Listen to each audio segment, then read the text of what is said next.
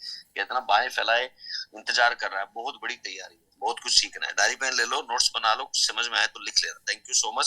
Screen clear हो तो बताना भी मेरी, ठीक है Virendra? Okay, yes sir.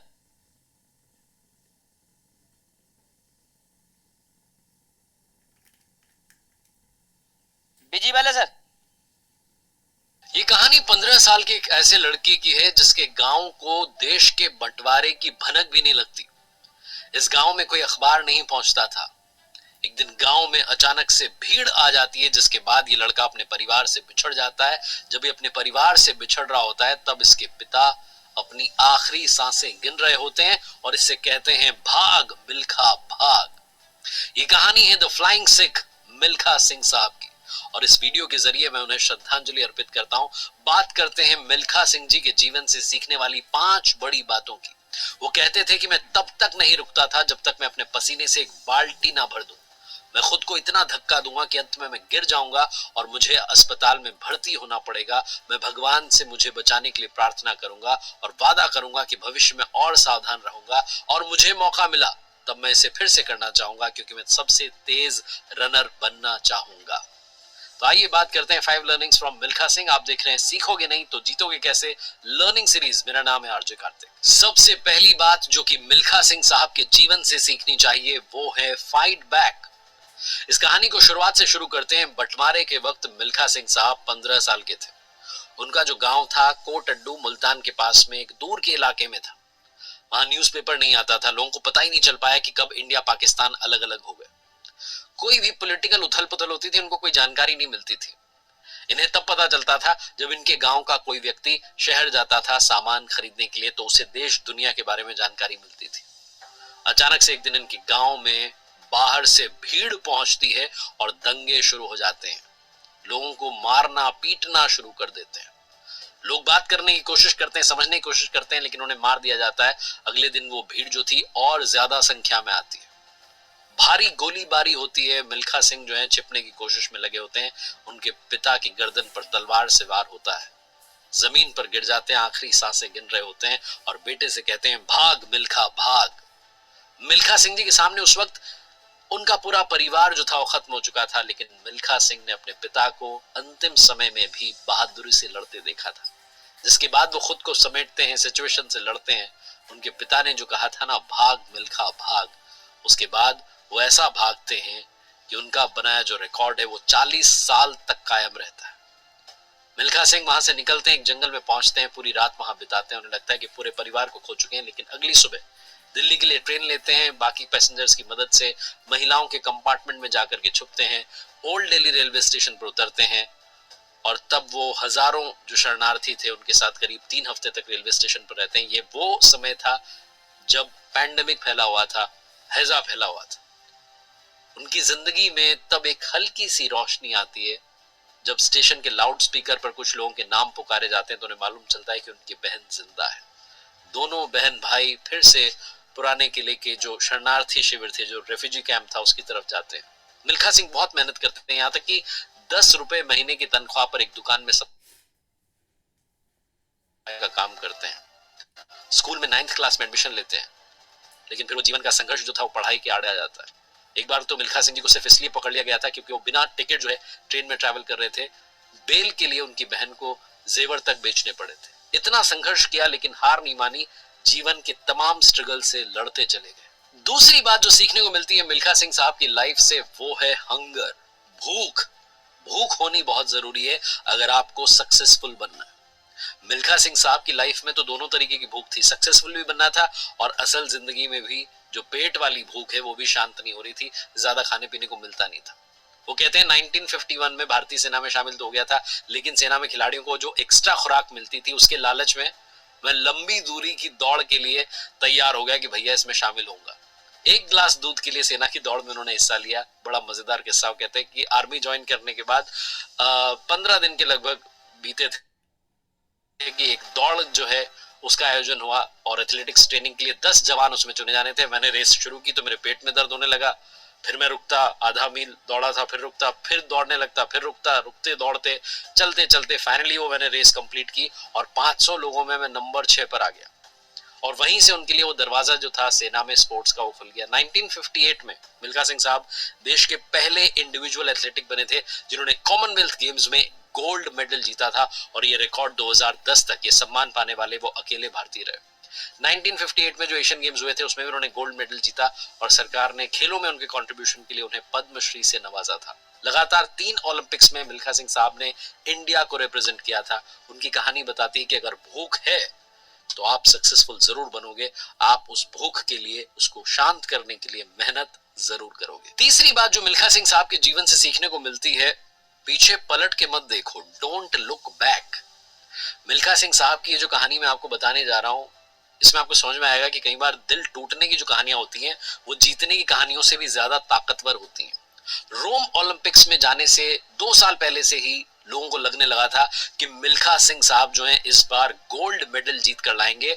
World level का उन्हें एथलीट माना जाने लगा था, क्योंकि उन्होंने कार्डिफ कॉमनवेल्थ गेम्स में जो वर्ल्ड रिकॉर्ड होल्डर थे मेल स्पेंस, उनको हरा करके गोल्ड मेडल जीता था। और यहाँ तक कि जो इंडियन एथलेटिक्स टीम के कोच थे उनको भी विश्वास था कि मिल्खा इस बार मेडल पक्का लेकर के आएंगे।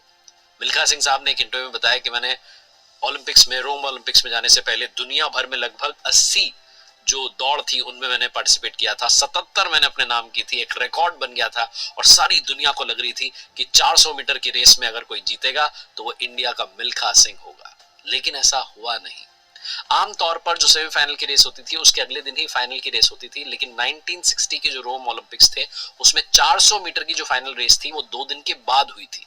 और ये जो 2 दिन का ज्यादा समय मिल गया, इसमें मिल्खा सिंह साहब बहुत ज्यादा नर्वसनेस ने उनको घेर लिया, बहुत ज्यादा प्रेशर में आ गए, और इतने नर्वस हो गए कि अपने ही कमरे में वो तेज तेज कदमों से चलने लग गए। वो कहते थे कि मैं 250 मीटर तक उस रेस को लीड कर रहा था, तब मेरे दिल में ख्याल आया कि मिल्खा सिंह आप इतनी तेज दौड़ रहे हैं, हो सकता है कि आप इस दौड़ को पूरा ना कर पाए। जिस स्पीड से मैं दौड़ रहा था उसे मैंने थोड़ा सा कम किया, और जब मैंने आखिरी कर्व खत्म किया तो मैं जब आखिरी के 100 मीटर बचे थे तब मैंने देखा कि 3-4 लड़के जो मुझसे पीछे दौड़ रहे थे वो मुझसे आगे निकल गए, और वो कहते हैं कि वो थोड़ा ज्यादा आगे निकल गया इसलिए उन्हें पकड़ पाना मुश्किल हो गया था। उस दिन गलती ये हुई कि मैंने पीछे पलट करके देख लिया था कि कितना पीछे चल रहे हैं, कितना पीछे दौड़ रहे हैं।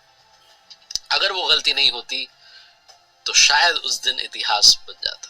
वो कहते हैं कि स्प्लिट सेकंड के लिए मैंने पीछे आ रहे जो मेरे कॉम्पिटिटर थे उनको देखने की कोशिश की, और मेरा जो फ्लो था वो टूट गया। और मिल्खा सिंह साहब ने खुद बताया था कि मेरी आदत पड़ चुकी थी कि चाहे एशियन गेम्स हो, कॉमनवेल्थ हो, मैं पीछे मुड़ करके देखता जरूर था कि जो एथलीट है, जो कॉम्पिटिटर है, वो कितना पीछे दौड़ रहा है। रोम ओलंपिक्स में भी मैंने गलती की जिससे बहुत फर्क पड़ गया। 1960 के ओलंपिक्स में मिल्खा सिंह साहब इंडिया के लिए मेडल नहीं जीत पाए, नंबर 4 पर आए, लेकिन उनकी कहानी बताती है कि ज्यादा भी पीछे मुड़कर के बार बार देखने की आवश्यकता नहीं है, आगे भी देखना आवश्यक होता है। चौथी कहानी और चौथी लर्निंग जो है वो है performance is the only option. जीवन में सिर्फ एकमात्र ऑप्शन बचता है अगर आप सक्सेसफुल बनना चाहते हैं, वो है आपका प्रदर्शन, आपकी परफॉर्मेंस। मिल्खा सिंह साहब, जैसा मैंने बताया कि कार्डिफ जो कॉमनवेल्थ गेम्स थे उसमें उन्होंने मेलकम स्पेंस को, जो कि वर्ल्ड रिकॉर्ड होल्डर था, उस एथलीट को हराया था, गोल्ड मेडल अपने नाम किया था। वो कहानी इतनी आसान नहीं है। मिल्खा सिंह साहब जब वो रेस होने वाली थी उसकी एक रात पहले पूरी रात सो नहीं सके थे। वो कहते हैं कि अगले दिन 440 यार्ड की रेस थी, फाइनल 4 बजे था। कहते हैं सुबह सुबह मैं जगा, मैंने अपनी नसों को आराम देने के लिए टब में गर्म पानी से स्नान किया, नाश्ता किया, वापस मैं सोने चला गया। दोपहर में जब जगा तो मैंने हल्का भोजन किया, ज्यादा नहीं खाया कि कहीं परफॉर्मेंस पर असर ना पड़े। वो कहते हैं 1 बजे मैंने कंघा किया, अपने लंबे बालों के जूड़े को सफेद रुमाल से कवर किया, अपने जो स्पाइक जूते थे, छोटा टॉवल था, एक कंघा था, ग्लूकोज का एक पैकेट था, ये सब मैंने अपने बैग में रखा, ट्रैक सूट पहना और मैं तैयार हुआ। उस दिन मैंने सबको याद किया, परमात्मा को प्रणाम किया, गुरु नानक देव, गुरु गोविंद सिंह जी, भगवान शिव जी को याद किया। कहते हैं कि एक एक क्षण मुझे उस दिन का याद है। मेरी टीम के जो साथी थे मेरा इंतजार कर रहे थे बस में। जब मैं जाकर के अपनी सीट पर बैठा तो उन्होंने मुझसे मजाक किया कि आज तो थोड़ा ऑफ कलर लग रहा है। एक ने पूछा क्या बात है, खुश नहीं लग रहे हो? मैंने कोई जवाब नहीं दिया, मेरा मन थोड़ा सा हल्का हो गया।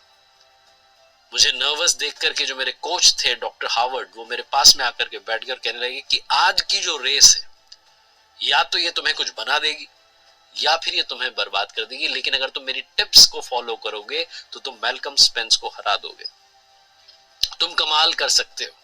मिल्खा कहते हैं इससे मेरी हिम्मत बढ़ गई थी। स्टेडियम पहुंचा तो सीधा ड्रेसिंग रूम में गया, थोड़ी देर लेट गया, ऐसा लगा कि शायद मुझे हल्का बुखार।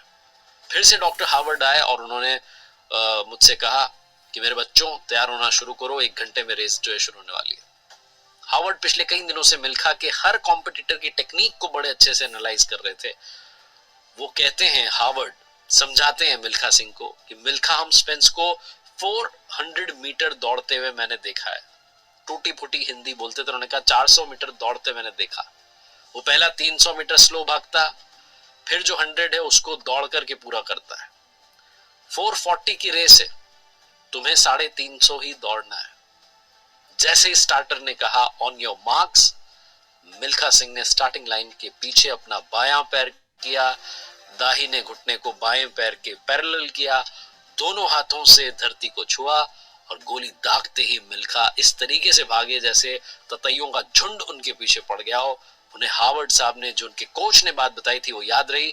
पहले 300 मीटर्स में उन्होंने सब कुछ झोंक दिया, सबसे आगे दौड़ते चले जा रहे थे, और जब स्पेंस ने देखा कि मिल्खा तो इलेक्ट्रिसिटी की स्पीड से दौड़ रहे हैं, तब उसने आगे निकलने की कोशिश की, लेकिन जो लक था वो मिल्खा सिंह साहब के साथ था। वो कहते हैं कि मैंने उस सफेद टेप को जब देखा, जब दौड़ खत्म होने में 50 यार्ड्स बचे थे, मैंने वहां तक स्पेंस से पहले पहुंचने के लिए सारा दम लगा दिया, और जब मैंने टेप को छुआ तो स्पेंस मुझसे सिर्फ आधा फीट पीछे था।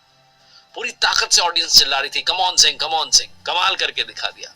जैसे ही कहते हैं टेप को छुआ, मैं बेहोश हो गया, जमीन पर गिर गया, मुझे डॉक्टर के पास ले जाया गया, ऑक्सीजन दी गई, और जब होश आया तब मुझे रियलाइज हुआ कि मैंने कितना बड़ा कमाल कर दिया है।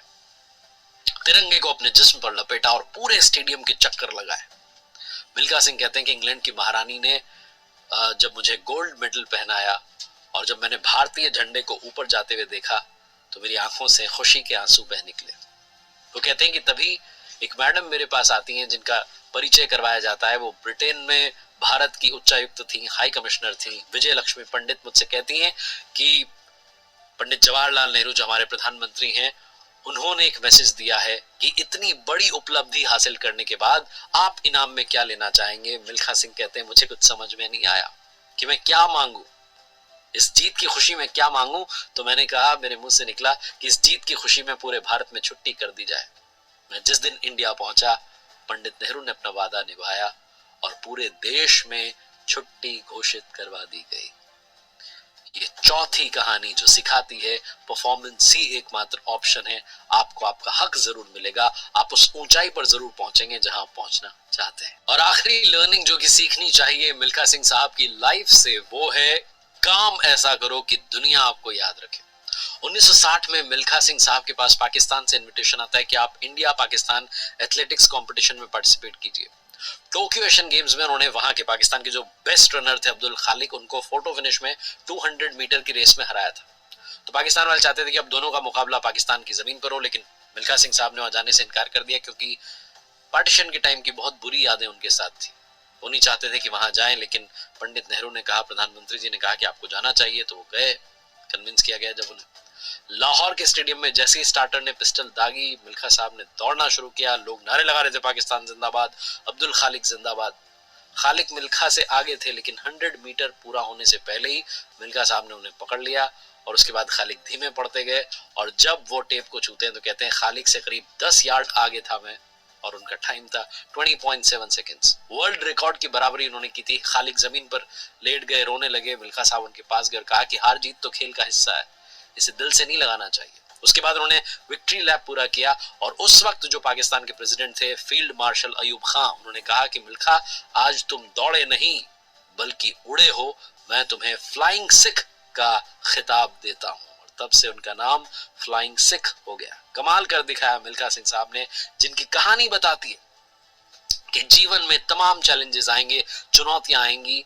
जीवन आपको एक पल के लिए, क्षण के लिए लग सकता है कि अब तो समाप्त होने की तरफ आया, लेकिन अगर आप उठ खड़े होते हैं, आप खुद से कहते हैं कि मैं कमाल करके दिखाऊंगा, तो वाकई आप कमाल करके दिखा सकते हैं। आप अपना नाम बना सकते हैं, आप वो उपलब्धियां हासिल कर सकते हैं जो लोग सपने में सोचा करते हैं।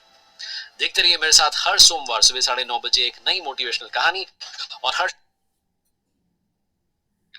ताली बजा दो एक बार यार। मिल्खा सिंह ने वाकई में यार रिकॉर्ड बनाए हैं, ठीक है। और मैं देख रहा हूँ कि हर आदमी बैठा यहाँ मिल्खा सिंह है यार, चाहे वो अनीश भाई हो, चाहे वो दलविंदर हो, चाहे रोहित हो, चाहे वो कैलाश हो, चाहे वो प्रेम हो, चाहे वीरेंद्र हो।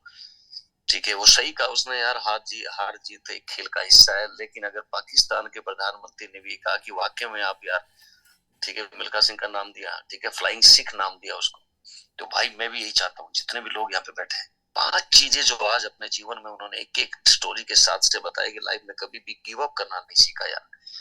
ठीक है, जिंदगी में चाहे कुछ भी हो जाए, पूरा फोकस करके काम किया, कमिटमेंट से काम किया, मरना मंजूर था, चाहे हॉस्पिटल में पहुंच जाए, लेकिन जो ठान दिया वो ठान दिया। मेरे को पूरी उम्मीद है यार 2023 और 2024 हम सब के लिए बहुत रिकॉर्ड बनाने वाला है।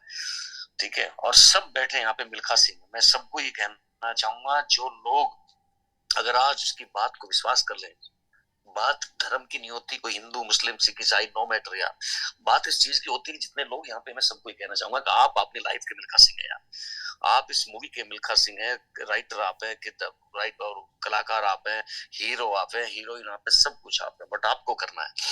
कितने लोग तैयार हैं मिल्खा सिंह जैसी रेस दौड़ने के लिए, फ्लाइंग सिख जो उनका नाम पड़ा था, तो आपको भी लोग कहे कि वाकई में एक ऐसा फ्लाइंग लीडर यार, एक ऐसा वेस्टिजन जो इस तरह का फ्लाई करता है, इस तरह दौड़ता है कि उसके आगे कोई नहीं है यार। आज वाकई में अपने आप को ऐसा करने वाला कौन इंसान है कहेगा सर 2023 आज भी ऐसा दौड़ूंगा और आज ऐसा दौड़ूंगा कि लोग याद रखेंगे, इतना पीवी आज करूंगा, इतना करूंगा कि लोग देखते रह जाएंगे। कितने लोग ऐसे जो आज, एक बार लिखो, चैट करो यार, मैं एक बार देखना चाह रहा हूँ कसम से। आज मिल्खा सिंह की कहानी सुनकर आंखों में आंसू आ गए, आज वो दिल से कुछ चीज ऐसी लगी कि अपने आप को कुछ बड़ा करना है यार। और 2024 में तो ये वाकई में फ्लाइंग सिख जो नाम दिया है ना, एक एक आदमी ऐसा फ्लाई करेगा, मतलब ऐसे फ्लाई लोग कहेंगे यार, दौड़ेंगे लोग, ठीक है, ऐसे जी जान से दौड़ेंगे। और जनवरी में तो बहुत बड़ा काम करना है, कल से, कल की मीटिंग और कल का रिकॉर्ड कुछ अलग ही होगा। जल्दी लिखो फटाफट, रेज ऐड करो कि सर वाकई में मैं रिकॉर्ड बनाऊंगा और बनाऊंगी। ठीक है, चाहे कुछ भी करना पड़े, लिख तो सकते हो, एड्रेस तो कर सकते हो कि सर बिल्कुल। रोहित आज भी टाइम है तेरे पास अगर रियली सच्चा मिल्खा सिंह बनना चाहता है ना, तो आज भी पूरा कर सकता है अपना टारगेट, कोई बड़ी बात नहीं है। ठीक है, जो आदमी ठानता है ना वो कर गुजरता है। और मैं कह रहा हूँ आज भी अब चाहो तो बहुत बड़ी प्लानिंग आज हो सकती है, आज भी क्राउन विद एलओबी ये हुई ना अनीस, ठीक है, वाकई में फ्लाइंग वाली बात कर रहा है तो ये मजा आ जाता है यार। ठीक है, मैं दोबारा